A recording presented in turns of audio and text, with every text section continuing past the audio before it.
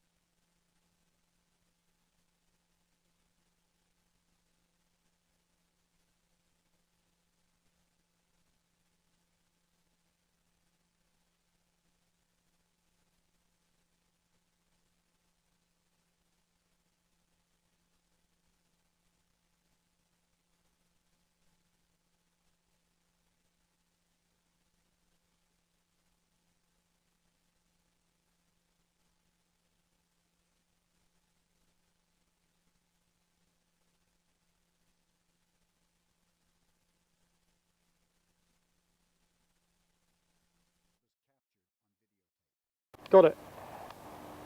Got it. Yeah, I think it's coming this way. Yeah.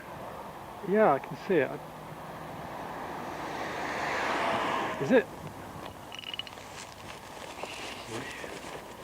It is. That's amazing.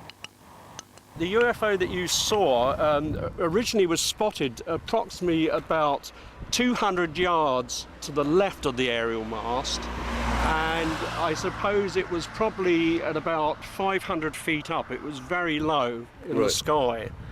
And this is a radio communications this is tower of some radio sort? communications. They've got 3 military masts on there, and it sends out, one is a navigational signal, which is used for aircraft.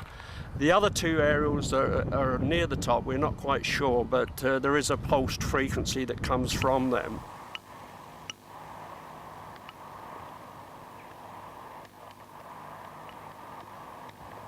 The actual UFO, from the time it was first seen by Rod Dickinson, who did the filming, it lasted approximately 12 minutes, so it was quite a long period of time for a daylight sighting to occur. We took this tape to be analyzed by Lucasfilm's Special Effects Division, Industrial Light and Magic, in San Rafael, California. Here we met with Bill George, an Academy Award-winning visual effects supervisor. Over the last 20 years, his special effects have been featured in films like Star Wars, The Phantom Menace. The optical zoom certainly would... He analyzed this footage to determine its authenticity. But there are several things that I see when the footage is running that tells me this was actually there when this was filmed.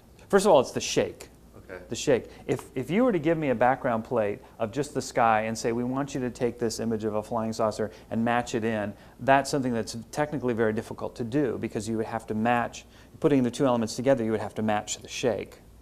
Now, certainly we have computers that can track that, but this is all over the map. A couple other cues that tell me that this is actually there when it was being filmed was that it's going in and out of focus with the background, because the camera is trying to compensate and trying to focus. It probably have some sort of autofocus.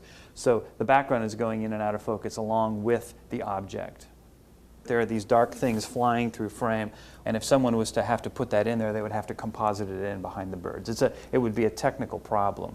Bill George couldn't say it was a real UFO, but he could confirm for us that the object was not added in later. Given those clues, I'm convinced that this object was there when this person was taping.